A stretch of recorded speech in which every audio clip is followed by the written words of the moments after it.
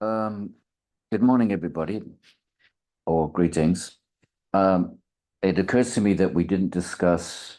Now we're actually translating Sanskrit passages. You're going to find passages at the end of every chapter. I'm sure you figured this out, but this is just a really quick video, and it would do you no harm if we just had a quick look at how the glossary works. Um, so let me just bring up the text. Why isn't that working? Okay, stop share. So here it is. Okay, so we translated this passage, right, last night, and we went through it. Now, at the end of every chapter, there is a glossary. So let's scroll down. Here it is. This tells you what the abbreviations are. I'm sure you know all this, but just in case somebody missed it, M is masculine, F is feminine, N is neutral, and so on, right? A is Atmanipada, P is Parasmapada. So those are the abbreviations, and this glossary gives you all of the vocab you need. Okay, so in the passage there was a tiva, and it's an indeclinable int, as you know from. Okay, you need to remember these abbreviations. It's only going to give it to you once. It won't be giving it to you in future chapters. So if you run into an abbreviation, you forget what it stands for, you have to come back to chapter 4. And then you have all of the glossary that you need. It's going to give you the root, anubhu, and then the form that you find it in the passage. It's anubhu in the present tense, first person singular becomes anubhavati. How it becomes anubhavati, how bhu becomes bhav, we will deal with in later chapters. Okay, then you have all the words uppy, right? Indeclinable, and we had that kimiti, which I said was a bit weird. It's idiomatic. What's this? What's going on? What happened? How come this? What happened with the death of my son, etc. Okay, you don't need to worry about the number after the roots.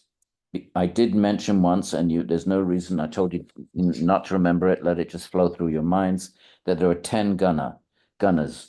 There are 10 categories of verbs. All verbal roots belong to one of the 10, and depending on which category, they belong to different things happen to their stems.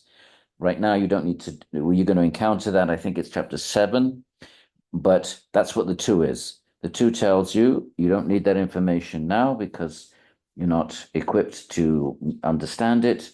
But he's getting you used to the idea that when he gives you a verbal root, it'll have a number 1 to 10 after it, and that will become meaningful when you get to chapter 10. Okay, so you have everything you need in the glossary for your Sanskrit to English, as well as the English into Sanskrit, I believe. Um, that's it. So N is neuter. There you got 10. This chint is in the 10th guna. Out of these 10 gunas, the chint, well, there's a quick preview. What happens in the 10th guna? Aya is added to the stem. So the stem is chint, and only in the 10th guna, not in the other 9, aya is added, and then you put your ending on after that. Okay, so then you end up, instead of being chintati, it becomes chintayati. Why is it chintayati? Because the aya gets added in 10th guna roots, but it wouldn't in 8th or 7th. Something else would happen to the roots, which you don't need to worry about right now. Okay, here's a 4th guna root, first guna root. That's what the numbers are. Okay, adjective, indeclinable, adjectives, masculine, feminine. It's all there. And now here's the only other thing I'll add at this point, and that is in the next chapter, there'll be different vocab. But if any of these words occur in the next chapter, in future chapters, they're not going to give you they're going to assume they've given you the word once. They're not going to give it to you again. So if you run into a word in the 5th and the 6th or the 7th chapter, and it's not in the vocab for that chapter, it means it's in the vocab for a previous chapter.